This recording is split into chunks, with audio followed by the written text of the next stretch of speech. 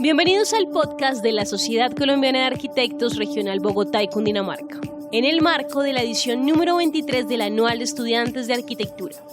Para esta edición, 9 estrategias académicas en que profesores y estudiantes abordan el conocimiento de la arquitectura, los semilleros de investigación.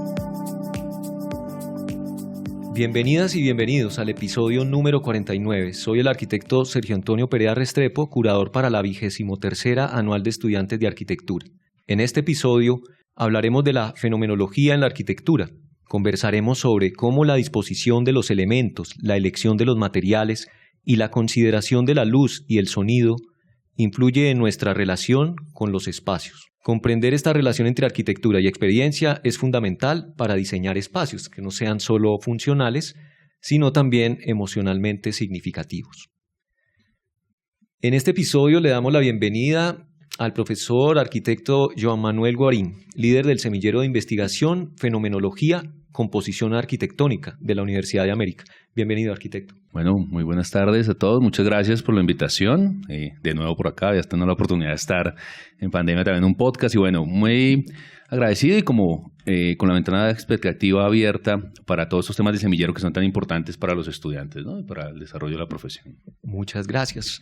¿Cómo influye la fenomenología en la percepción y experiencia de los espacios arquitectónicos y de qué manera esta teoría se aplica en la investigación y diseño de la arquitectura? Bueno, digamos que dentro de la perspectiva de la facultad y el semillero siempre hemos tenido como la indagación de poder entender los procesos de diseño e ir cada vez como generando otras perspectivas.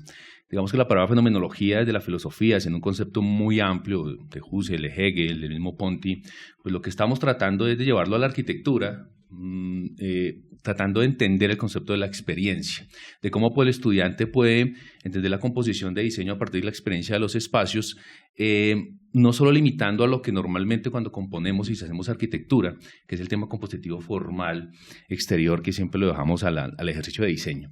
Creo que una de las reflexiones que ha sido importante con los estudiantes que pertenecen al semillero es reflexionar sobre cómo ellos han abordado sus procesos de diseño siempre en la academia y cómo también dicen muchas veces esos diálogos que tenemos con los profesores de taller, donde siempre los juzgamientos son propiamente de la maqueta, ¿no? Casi como que si en la maqueta existiera un elemento que no está tan ordenado compositivamente, creemos que no tiene una serie de valores importantes. Y creo que dentro de la arquitectura una de las cosas que siempre hemos indagado es sobre cómo generamos emociones. La arquitectura genera emociones en los espacios y genera esa experiencia.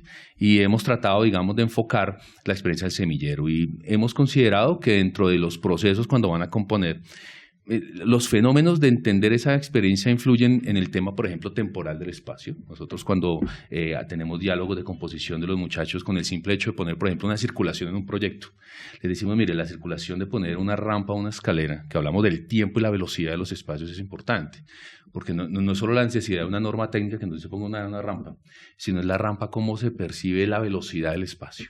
Entonces, cuando un estudiante sabe que una rampa, la persona tiene una experiencia más lenta de ese edificio, pues empieza a componer desde el tiempo y la velocidad del mismo, por ejemplo. Empieza a componer también desde los mismos sentidos. Y entonces también es como, oiga, hagamos un ejercicio de quitar lo visual por un momento, porque sabemos que la arquitectura, como todo arte de diseño, pues entra primero por los ojos. ¿Y qué pasaría si empezáramos a entender esos elementos que aprendemos de composición, de orden, de pauta, en fin? Si ahora los tenemos, no sé, desde la luz, desde lo áptico, ¿no? Desde el tacto. Y cómo empezamos a generarle otras reflexiones al espacio. Y eso vincula al lugar, por ejemplo. Normalmente siempre en todos los talleres de arquitectura, cuando los estudiantes están empezando a estudiar arquitectura, entiende el lugar. Y el lugar normalmente dicen, sí, hay una serie de determinantes, pero cómo realmente eso se vuelve un elemento importante en la percepción del espacio, ¿no? ¿Me permite le hago una pregunta, arquitecto? Porque nombra un concepto muy clave. La idea del lugar se ha trabajado en la academia casi que por tradición, no sé si me equivoco. Y creo que hay unos referentes muy claves. Me imagino que en el semillero este concepto ustedes lo han tratado. Sí, nosotros digamos que el lugar, entendemos que la arquitectura nace de unas condiciones y un territorio importante del lugar y entendemos que para que la arquitectura genere precisamente esas condiciones de experiencia, abordamos los temas del paisaje, no solo los elementos propios naturales, sino la importancia de la elección de un material que percibe una experiencia desde la aproximación a ese edificio. específicamente, por ejemplo, en los talleres de diseño 1, que son los que puntualmente yo coordino, además que son ejercicios abstractos, conceptuales. Cuando enseñamos el concepto de aproximación y acceso, entendemos que la aproximación también es una experiencia y esa aproximación la ligan una serie de componentes exteriores al edificio. Entonces el estudiante aprende que antes de hacer un objeto que probablemente se preocupa mucho por el ego formal de entender una maqueta que brille porque sus profesores creen que brilla el tema formal, existe un recorrido, ¿no? Existe un tiempo importante en el que antes de acceder al edificio le pueda generar una conexión con el mismo, ¿no? Entonces nos permite eso. Ese concepto de lugar, ¿ustedes lo han tratado en relación a algún edificio o algún tipo de conjunto de estudios de caso que quieran nombrar? Sí, el semillero tenemos, digamos, dentro de los objetivos una serie de ejercicios. El primero era caracterizar como unos aspectos fenomenológicos para entender el edificio. Es decir, hicimos un ejercicio como cuando uno estudia por partes el edificio, que normalmente uno lo estudia cuando dice, oiga, la estructura, la circulación, los elementos de función, que descompone gráficamente eso. Lo que tratamos de hacer con el diseño es descomponer los aspectos fenomenológicos. Entonces, ¿a qué suena el edificio? Podemos identificar un paisaje sonoro en los accesos, por ejemplo. Entonces tomamos como referente, un grupo de estudiantes hicieron un trabajo que tomaron el Centro Cultural García Márquez y hicieron un levantamiento sonoro. Y entonces el acceso, encontrábamos que los vendedores ambulantes alrededor, las permanencias, las horas, daban una secuencia, digamos, de sonidos importantes y entonces el sonido se vuelve una determinante de diseño. Es decir, una persona podría reconocer que está entrando a un edificio o que está permaneciendo en una actividad propia de un edificio a través del sonido. Y entonces el hacer una matriz de levantamiento, digamos, de esos aspectos permite entender cosas de los edificios, ¿no? Digamos, ¿cómo conozco un edificio? No desde los puntos clásicos que conocemos de la arquitectura, plantas, cortes, fachadas, sino conozcámoslo desde otros aspectos sensoriales, experienciales, ¿no? Que son un poco los que... Sí, esa percepción que permite al individuo es muy valiosa. ¿Por qué es esencial considerar la inclusión de personas con discapacidades sensoriales en el diseño arquitectónico? ¿Y cómo puede la arquitectura ser más accesible y significativa para este grupo de individuos? Bien, comentábamos ahorita que una de las cosas importantes del semillero es como que no, y el diseño siempre se limita y excluye si no es netamente un elemento visual. Entonces muchas veces es, bueno, el proyecto que lo pueden ver, ¿cierto? El color, manejamos unas cosas que las personas ven. Pero cuando hablamos de inclusión, hablamos de discapacidades, la arquitectura normalmente lo limita solo a las personas con movilidad reducida. Entonces decimos, oiga, la accesibilidad de las rampas para. Pero las personas que tienen, no sé, problemas de daltonismo, las personas que no es que no puedan caminar, sino que los sonidos son diferentes, ¿cómo hacemos que toda esa magia del diseño, cuando hablamos de la unidad, el ritmo, la composición, la podamos realmente percibir todos? Entonces, inclusión, además por la justicia social, digamos, que tenemos, que es importante que todos los espacios se vinculen, el diseño termina siendo una conclusión que sacamos muchas veces es excluyente, porque el diseño, si uno no solo es excluyente hasta económicamente, socialmente, sino que probablemente uno dice, oiga, es que el buen edificio es el que tiene el mejor material, el mejor acabado, la mejor... Inclusive hasta en la academia el diseño es exclusivo. Si no es la maqueta que viene perfectamente, no sé, formalmente elaborada de tal manera, entonces no es la que compite, ¿sí? Normalmente inclusive cuando hay juzgamientos, no sé, internos en proyectos, es como, oiga, pongamos a exponer el que mejor se ve en la maqueta. Pero muchas veces la experiencia del espacio en otros sentidos, ¿qué sucede? Entonces, cuando entendemos que la arquitectura puede vincular a otras personas con otras discapacidades, otras capacidades, es donde empezamos a estudiar otras determinantes de diseño. Entonces, no solo limitarlo a la movilidad reducida, sino también a otros aspectos que estamos hablando del sonido, de lo óptico, que es bien importante, ¿no? Excelente. Voy a tratar como de retomar todas estas ideas hasta este punto y, digamos, uno puede observar que el trabajo del semillero nos está abriendo la posibilidad de que desde un ámbito académico se pueda pensar que el espacio se debe diseñar sin barreras, por justicia social, para que no se excluya al individuo de esa posibilidad de tener una experiencia del espacio que le permita concientizar que él puede tener el derecho de sentir bienestar. Exactamente. ¿Cuál es la importancia de enriquecer los procesos de diseño arquitectónico que abarque la percepción táctil, auditiva y de la materia? ¿Cómo pueden los estudiantes y profesionales de arquitectura incluirla en la práctica? Lo que nosotros buscamos son hacer estrategias de diseño y esas tres, lo táctil, lo auditivo, digamos la materia, son las tres estrategias que empezamos a estudiar que sacan lo visual de los procesos de componer. Este es un semillero que nace dentro de la línea de pedagogía del diseño y entendemos que o la reflexión que le hacemos a nuestros estudiantes es cómo podemos aprender arquitectura, aprender a componer y a diseñar a partir de los otros elementos que no son propiamente los visuales. Entonces, cuando estudiamos, por ejemplo, la luz, cómo reflexionar mente de un espacio, normalmente el estudiante no alcanza por tiempo, inclusive, cuando se centra mucho en lo visual, a hacer una reflexión profunda de la luz. Entonces, se vuelve un discurso muy como que sí, la luz, pero al final, realmente cómo se compone la luz. Y uno podría hablar que existen elementos de pauta de jerarquías a partir de la luz. Hemos concluido cosas, inclusive hemos hecho matrices, donde cuando en diseño en corte se generan el tema de vanos o el tema de persianados o el tema de texturizar y mover la luz dentro del espacio, terminan volviéndose elementos de composición de diseño que pueden dar esa pauta hacia elaborar el espacio. Entonces moldeamos el vacío, por ejemplo, primero hacemos unas maquetas en cemento que nos parecen muy interesantes porque el estudiante cuando moldea una maqueta en cemento tiene que pensar es en el sólido, porque lo que va a haber vacío tiene que construirlo en un sólido. Entonces ese sólido que construye, que al final es el que después vuelve el recorrido del vacío, termina siendo un elemento de composición. Entonces entendemos que al tocar esas texturas, porque la materialidad es otra, entonces también en hacer maquetas, le va a dar otra impresión que no es el cartón. Si hablamos de lo pesado, pues hay que construir algo pesado. El saber que una textura puede generar en el usuario un entendimiento del espacio. Inclusive esto de la luz lo relacionamos con el lugar cuando entendemos que una persona que no puede ver, por ejemplo, si entiende que hay luz y la luz lo está tocando y ve calor, pues relaciona el calor con el exterior, mientras el frío con el interior. Entonces, si yo no tengo luz y no tengo el sol que me está pegando en la piel como tacto, estoy en un espacio privado, pero puedo estar en un espacio público abierto si tengo la luz manejada de otra manera. Entonces vemos que ya la luz se vuelve más allá de un corte arquitectónico, donde vemos un tema de sombras y demás, empezar a relacionarlo con los otros elementos, cómo pudiéramos darle inclusive una memoria de diseño a partir de esos principios. Y el sonido, pues porque los mismos materiales, cuando se elige un proyecto, es importante en términos de, pues no es lo mismo como suena la reverberación del sonido de un material que absorbe el sonido, como el concreto, el ladrillo, ¿sí? La madera, el metal, en fin, pero que además ya eligen el material no como un elemento al final de un proyecto, que normalmente en las escuelas cuando uno hace un proyecto como que se diseña al final es, oiga, ya se acabó el semestre, pensemos en unos materiales constructivos que toca el proyecto y en la misma lista de materiales no, sino que el material obedece no solo a un lugar, o sea, una cultura del espacio, lugar, de un clima, sino también obedece a esa condición sensorial y teórica que yo le quiero brindar como emoción al usuario. Si estoy haciendo una librería, una biblioteca, lo que esté haciendo, ¿cómo interiormente quiero que la persona perciba ese espacio? ¿Cuál es la experiencia de él? ¿Sí? Independientemente de que sea objetiva o subjetiva, y cómo esa elección del material también me ayuda a entender que por dentro de un material, fuera, tiene un argumento más sólido, digamos, la elección del material. Excelentes reflexiones porque sí nos conectan a estos principios filosóficos de la fenomenología.